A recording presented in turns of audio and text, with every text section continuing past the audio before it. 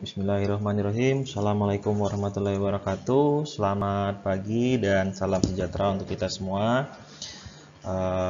Berjumpa lagi di mata kuliah Komunikasi Sosial semester 1 Program Studi Pendidikan Non-Formal FKIP Universitas Bengkulu. Baik, pada pertemuan kita kali ini, pertemuan ke-10, kita akan membahas tentang monitoring dan evaluasi dan anggaran. Monitoring, evaluasi, dan anggaran. Sebelum kita masuk ke substansi monitoring, evaluasi, dan anggaran yang berkaitan dengan komunikasi sosial, Bapak akan sedikit menjelaskan tentang siklus dari manajemen. Nanti akan ada posisi di mana monitoring dan evaluasi itu berada. Nah, dalam ilmu manajemen ada kegiatan manajemen yang mana masuk dalam fungsi manajemen yang antara lain adalah perencanaan, kemudian pelaksanaan, monitoring dan evaluasi, baru tindakan. Nah, setelah tindakan nanti untuk kegiatan berikutnya akan direncanakan ulang gitu. Nah, dalam siklus manajemen, monitoring dan evaluasi itu dilaksanakan setelah kegiatan perencanaan dan pelaksanaan itu dilaksanakan gitu. Nah, kalau monitoring ini bisa dilaksanakan ketika proses pelaksanaan berlangsung gitu. Monitoring bisa dilaksanakan pada saat kegiatan berlangsung. Nah, sedangkan evaluasi ini dilakukan di akhir. Ya, di akhir kegiatan, dilaksanakan di akhir kegiatan, biasanya di akhir ya, kebanyakan kegiatan-kegiatan itu dievaluasinya di akhir. Nah, setelah dilaksanakan monitoring dan evaluasi, nanti akan ada feedback atau umpan balik yang terjadi, barulah nanti akan ada tindakan atau tindak lanjut dari hasil kegiatan manajemen yang dilakukan gitu. Baru nanti akan menyesuaikan dengan kegiatan-kegiatan di periode berikutnya gitu. Kira-kira seperti itu kalau di siklus manajemen. Nah, nanti akan kita coba kaitkan dengan teori komunikasi sosial. Konsep monitoring dan evaluasi. Nah, monitoring dan evaluasi ini sering juga disebut dengan MONEV. Monitoring merupakan fungsi manajemen yang dilakukan pada saat suatu kegiatan itu sedang berlangsung gitu. Monitoring yang dilakukan oleh pimpinan mengandung fungsi pengendalian. Kegiatan monitoring mencakup penelusuran pelaksanaan kegiatan dan pengeluaran output, pelaporan tentang kemajuan, dan identifikasi masalah pengelolaan dan pelaksanaan. Di kegiatan monitoring itu dilaksanakan pada saat kegiatan itu sedang berlangsung. Nah, yang biasanya monitoring itu adalah unsur pimpinan atau orang yang ditunjuk oleh pimpinan atau yang sudah diberikan mandat melakukan kegiatan monitoring gitu. Sedangkan konsep evaluasi, menurut Anastasi, evaluasi itu merupakan proses sistematis untuk menentukan sejauh mana tujuan instruksional atau tujuan yang ditentukan pada program tersebut dicapai gitu. Jadi evaluasi itu merupakan kegiatan untuk menilai sesuatu dengan cara yang sudah sistematis ya, terencana, terarah berdasarkan tujuan yang jelas gitu. Sedangkan menurut Rusi, evaluasi itu merupakan proses menilai sesuatu yang mencakup deskripsi tingkah laku, dalam hal ini masyarakat secara kuantitatif maupun secara kualitatif. Artinya evaluasi itu suatu proses kegiatan yang mana melakukan pengukuran baik itu diukur secara kuantitatif maupun secara kualitatif, sehingga kita tahu apakah tujuan dari program tersebut terlaksana atau tidak gitu, sesuai atau tidak dengan perencanaan di awal. Nah, sekarang kita masuk ke monitoring dan evaluasi hasil kampanye sosial.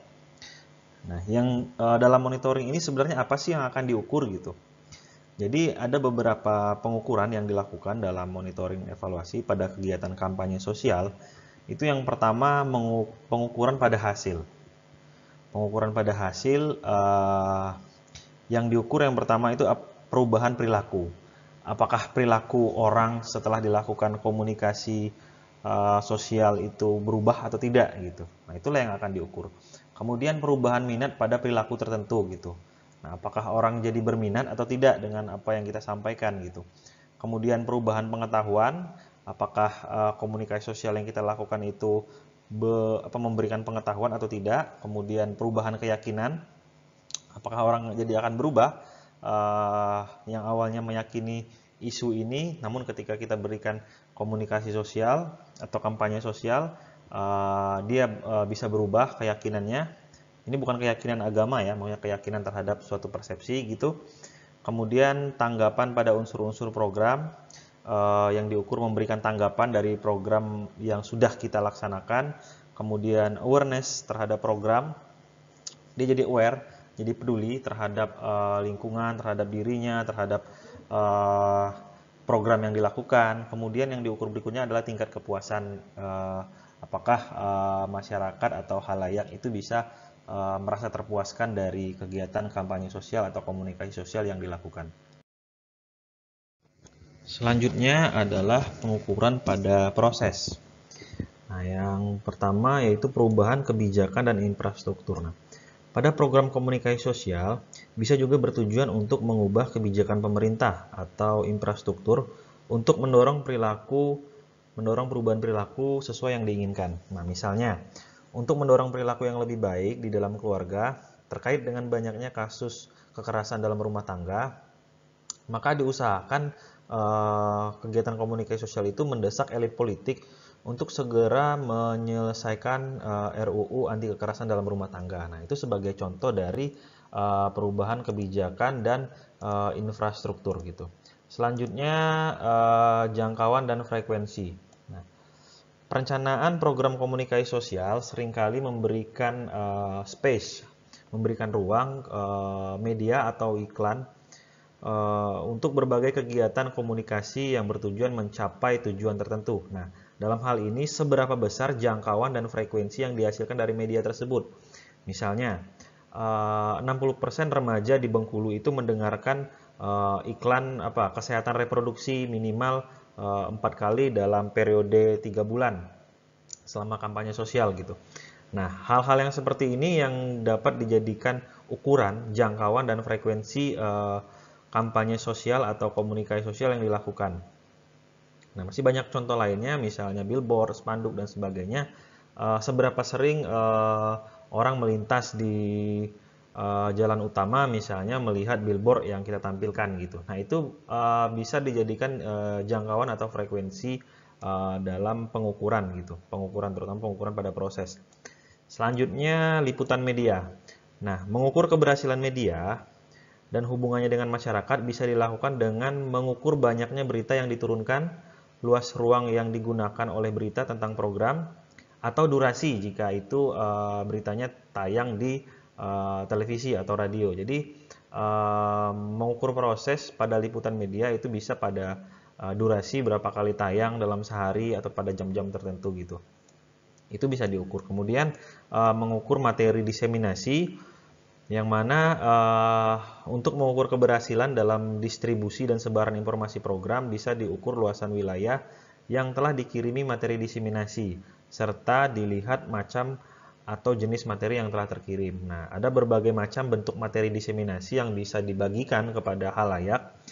Bisa misalnya berupa file video yang free download, atau brosur, poster, booklet, notes, dan sebagainya gitu. Sehingga materi-materi yang komunikasi sosial yang ingin disampaikan itu dapat tersebar luaskan gitu. Kemudian total impresi dan biaya per impresi. Nah, ini juga bisa dilakukan pengukuran impresi dan pengukuran biayanya. Nah, impresi ini biasanya kombinasi dari berbagai informasi ya, bisa berupa beberapa informasi dari beberapa kategori, misalnya jangkauan dan frekuensi, terpaan media, penyebaran materi komunikasi sosial. Nah, sedangkan biaya per impresi itu adalah kita harus menjumlahkan semua biaya yang dikeluarkan untuk semua unsur komunikasi dibagi dengan total impresi sehingga akan dihasilkan biaya per impresi. Jadi ini lebih kepada pengukuran impresi dan biaya yang dikeluarkan gitu selama kegiatan komunikasi sosial. Kemudian yang selanjutnya adalah partisipasi dan kontribusi dari sumber-sumber luar gitu. Nah, itu bisa diukur. Nah, dalam kegiatan komunikasi sosial ini kan kita tidak melulu ada orang-orang yang kita libatkan dalam kegiatan komunikasi sosial yang secara resmi gitu dalam struktur organisasi. Namun sering juga dalam kegiatan-kegiatan sosial ini adanya volunteer atau sukarela. Nah, yang seperti ini sukarelawan ini atau volunteer ini sering juga bisa juga kita lakukan pengukuran karena mereka itu bersifatnya adalah sukarela. Memang agak sulit ketika kita memberikan atau kita mengukur dengan uang ya. Nah, sehingga ini masuk kategori ukuran yang non uang gitu. Tidak bisa dikonversikan dalam bentuk uang gitu. Nah, jadi ukuran mereka nanti adalah seberapa banyak atau seberapa besar orang-orang yang terlibat dalam kegiatan-kegiatan komunikasi sosial gitu. Selanjutnya adalah penilaian terhadap pelaksanaan program. Nah, rencana program komunikasi sosial ini kan akan dilakukan penilaian ya, akan dilakukan penilaian secara menyeluruh dan detail, baik itu mulai dari perencanaan sampai aksi dan implementasi gitu. Artinya program ini juga harus bisa terukur dari berbagai fungsi manajemen tadi, dari perencanaannya seperti apa, pelaksanaannya, monitoringnya seperti apa, dan evaluasinya seperti apa, sehingga akan ada tindak lanjut berikutnya untuk kita mengadakan kegiatan berikutnya. Kita udah ada gambaran apa-apa saja sih kegiatan-kegiatan yang kurang selama kita melaksanakan terdahulu, sehingga menjadi bahan perbaikan kita ketika kita ingin mengadakan kegiatan sosial atau kampanye sosial berikutnya gitu. Nah, yang selanjutnya adalah cara pengukurannya. Cara pengukurannya itu yang pertama bisa dengan menggunakan teknik kuantitatif. Jadi kuantitatif ini sifatnya adalah evaluasi atau pengukuran yang bersifat numerik atau angka-angka gitu. Misalnya persentasi peningkatan orang yang melakukan perilaku merokok misalnya, atau kegiatan melakukan tes HIV, itu kan orang kita bisa tahu gitu, bisa tahu ukuran pastinya, baik itu dengan angka atau dengan persentase. Jadi ada hitung-hitungannya. Kemudian yang kedua dengan menggunakan teknik kualitatif. Nah, data yang dibutuhkan dalam kualitatif ini lebih bersifat subjektif atau perlu pendalaman atau keluasan. Maka teknik kualitatif ini layak dilakukan untuk mendapatkan data yang lebih mendalam gitu terkait dengan kegiatan komunikasi sosial. Misalnya bisa dilakukan dengan wawancara, dengan focus group discussion dan sebagainya gitu. Artinya akan memperoleh informasi yang lebih mendalam gitu. Nah, kalau yang kuantitatif tadi itu lebih ke ukuran-ukuran angka. Jadi nanti lebih ke instrumennya. Kalau instrumennya dalam, bisa jadi lebih dalam juga yang kuantitatif. Sedangkan kualitatif ini kan nanti akan lebih ke bagaimana orang yang menggali informasinya gitu. Selanjutnya bisa dengan riset observasi, yaitu kita melakukan observasi terhadap perubahan perilaku di masyarakat.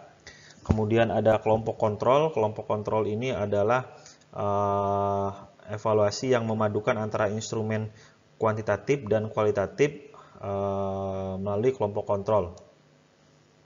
Penerapan cara ini, kelompok kontrol adalah dengan menentukan dua kelompok yang memiliki sifat yang sama atau minimal mirip, terutama berkaitan dengan isi kampanye sosial yang dilaksanakan.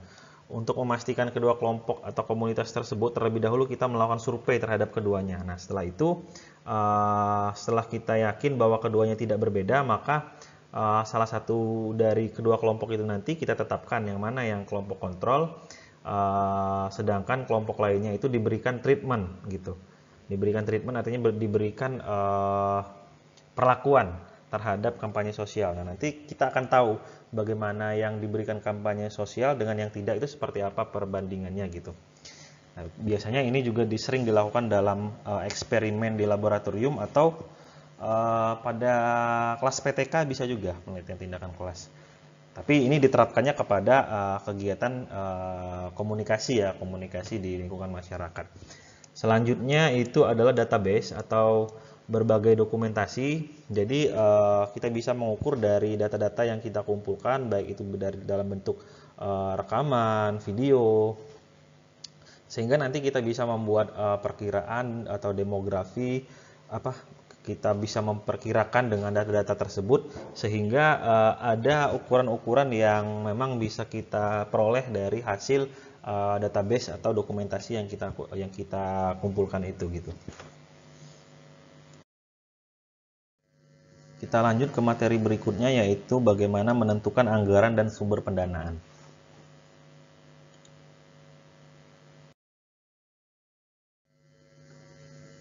Nah, dalam menentukan anggaran itu ada 3 cara yang lazim digunakan gitu, yang sering digunakan. Yang pertama, the affordable method. Artinya, anggaran organisasi itu didasarkan pada pengalaman tahun operasi sebelumnya sebagai pedoman. Artinya, ketika kita menentukan anggaran itu kita tidak perlu susah-susah, kita tinggal menggunakan anggaran tahun sebelumnya atau data-data anggaran tahun sebelumnya gitu. Jadi kita masih tidak banyak perubahan, tinggal kita menggunakan data anggaran tahun sebelumnya. Kemudian yang kedua adalah the competitive parity method atau penentuan anggaran dengan cara melakukan pengamatan pada kegiatan sejenis gitu.